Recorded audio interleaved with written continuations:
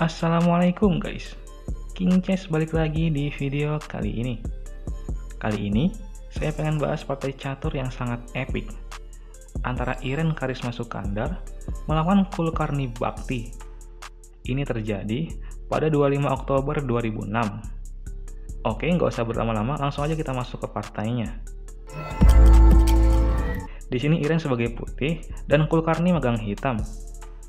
Game dimulai dengan pembukaan French defense, yaitu pion E4 dan E6, dilanjut pion D4 dan D5, kuda ke C3, kuda F6, menyerang pion 2 kali, gajah keluar ke G5, memaku kuda pada menteri, pakuan dilepas dengan gajah E7, sekaligus persiapan rokade pendek. Iren memajukan pion E-nya ke E5 untuk menyerang kuda. Kuda mundur ke D6, sekaligus menawarkan pertukaran gajah. Iren tidak makan gajah, tapi melindunginya dengan pion H4. Ya, jika gajah kali gajah dan pion kali gajah, maka file H terbuka untuk benteng. Gajah belum dimakan, tapi Kulkarni pion H6 untuk menambah penyerangan gajah. Jika gajah mundur, pion H diserang 2 kali ya, jadi Iren gajah kali gajah. Dan dimakan balik dengan menteri. Next, menteri G4 menyerang pion lemah di G7. Pion tidak dilindungi dengan apapun, tapi dia maju ke G6. Ya, mungkin akan disusul dengan H5 untuk mensolidkan kembali struktur pionnya. Bukan pion H5 pilihan Iren, tapi gajah D3 menyerang pion 2 kali. Menteri B4 terlihat bagus ya, tapi karena pion H milik Iren tidak maju, Kulkarni memajukan pionnya ke H5 sekaligus menyerang menteri. Menteri pindah tempat ke F4. Lihat guys, di sisi putih, struktur pion tidak saling terkoneksi ya, tapi perwiranya pada keluar.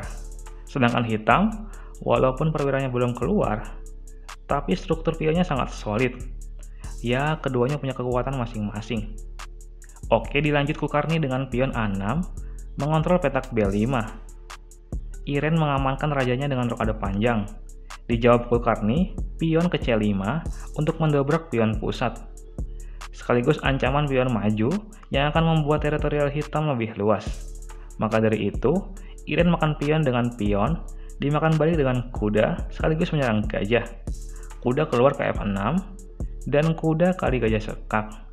Setelah benteng kali kuda, Kulkarni memainkan kuda ke D7. Kuda G5 dari Iren, dibalas Kulkarni rokade pendek. Kedua pemain mengambil rokade yang berlawanan. Jadi cepat atau lambat, pertarungan dengan pion dan perwira akan segera terjadi. Next, benteng ke S1. Di sini pion D5 bisa dimainkan, tapi Kulkarni menundanya dengan memainkan kuda C5 menyerang benteng terlebih dahulu. Benteng bergeser ke F3. Kulkarni mulai menyerang dengan pion B5 dan Iren dengan pion G4. Pion kali pion dan menteri kali pion. Kulkarni memainkan gajah ke B7, ancaman double attack dengan pion maju. Iren mengabaikannya dan memainkan pion H5. Jika pion tetap maju untuk double attack, maka benteng F7. Jika pion kali kuda, ada pion H kali pion. Di sini menteri harus makan benteng guys, karena jika pion kali pion, raja kali pion.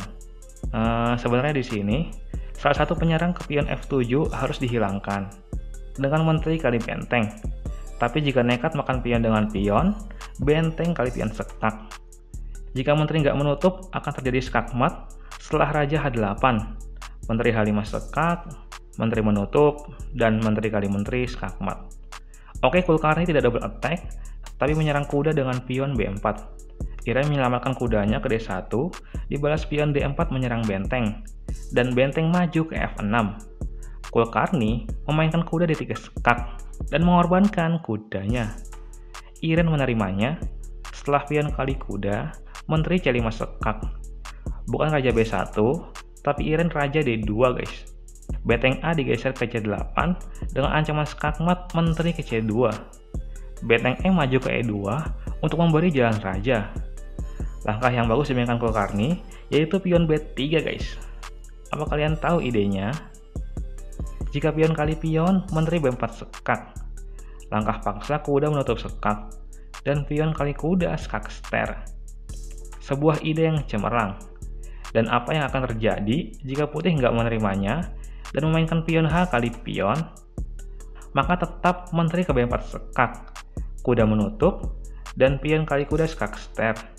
Setelah pion kali pion, dan menteri kali menteri, pion kali pion sekak, raja bergeser, dan kuda kali pion. Tapi di sini, Iren memainkan raja ke S1, Kulkarni menteri A5 sekak.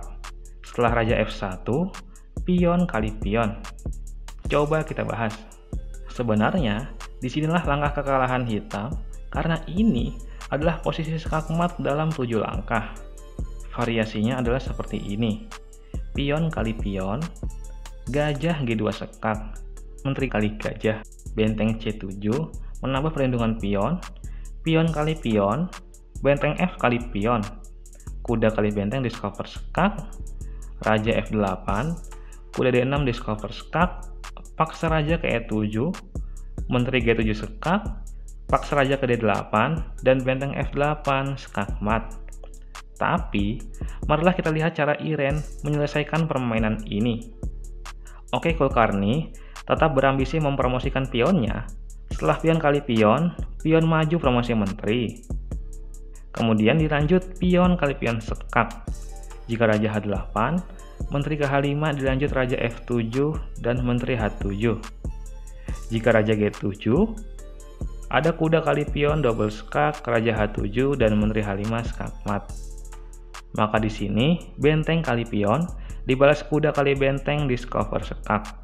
Jika raja ke H7 langsung skak mat ya, maka raja ke F8, kuda D6 discover skak, paksa raja ke E7, benteng F7 skak, raja dipaksa ke D8, dan Kulkarni berjabat tangan dengan Iren setelah menteri G8 skak mat. Dari partai ini kita belajar guys, bahwa unggul posisi jelas lebih baik daripada unggul perwira. Walaupun kalian punya 2 menteri sekalipun, itu tidak akan bermanfaat cukup banyak jika posisi berpihak pada kita. Mungkin kalian ada yang tanya ya, apa boleh ada lebih dari 1 menteri setiap kubu? Jawabannya ya, boleh. Bahkan ada match yang menterinya sampai 6 guys. Kan kalau kita lihat di turnamen, menteri tambahan itu cuma 1 per kubu ya. Ini sisanya dari mana guys? Jelas nggak mungkin pakai tutup botol gitu, atau benteng dibalik jadi menteri. Ya bisa aja mereka pinjam menteri dari partai lain yang udah kelar ya. Oke guys, sekian dulu video kali ini. Jika ada perkataan saya yang salah, saya mohon maaf. Salam King Chess, terima kasih guys.